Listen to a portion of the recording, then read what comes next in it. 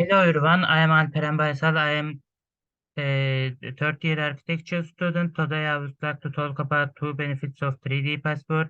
I will start defining what's 3D passport briefly, and I will go on with explaining the advantages one by one. And also I will mention disadvantages. So what exactly is 3D passport? In present, textual passport, biometric scanning, tokens or cards such as ATM and other passport models are available to users. Most uh, textual passports use an encryption method.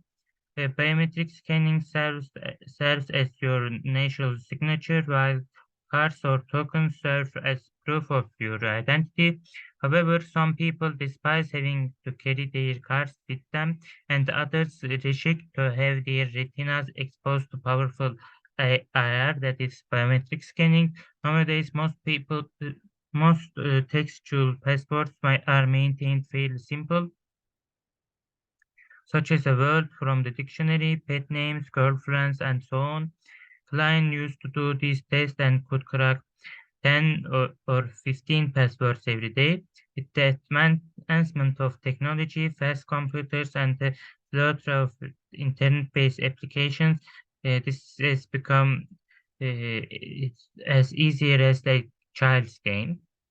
3D passports are a most customized and intriguing authentication method. Passwords are now predicated on the fact that humans have memory. Simple passwords are usually used so that they may be remembered easily. In our concept, the human memory must go through the processes of recognition, recall, biometrics, and token-based authentication. 3D password GUI appears once you have implemented it and logged in to a secure site. This is a second textual password that the user can type in. 3D virtual room will appear on the screen after someone completes the first authentication. It's like we talking about a virtual garage or something. There are several advantages of 3D passport for people. 3D passport is a multi-factor authentication approach. A 3D virtual environment with many virtual items is presented by 3D passport. The user interacts with the objects and navigates across the area.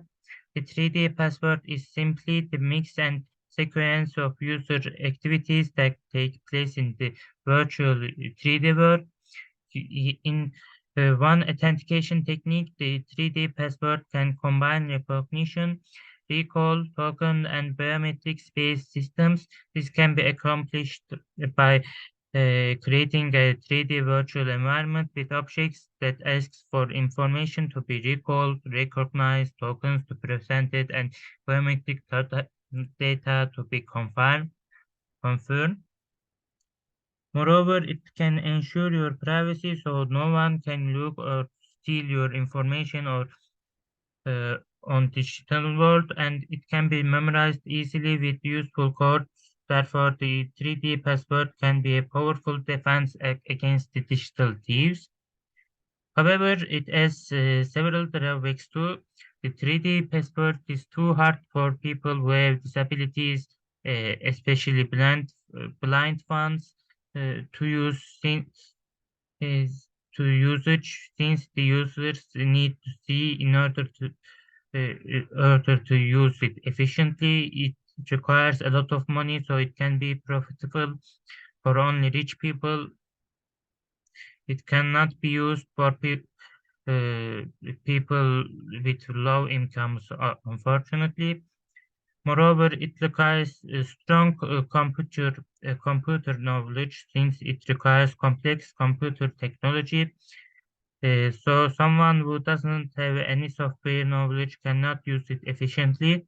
To conclude, the 3D password can be used by everyone. Will be made more easier for people. Its requiring cost will be lower, and it will be improved for people who have disabilities usage. These are my references I have used, and thanks for listening.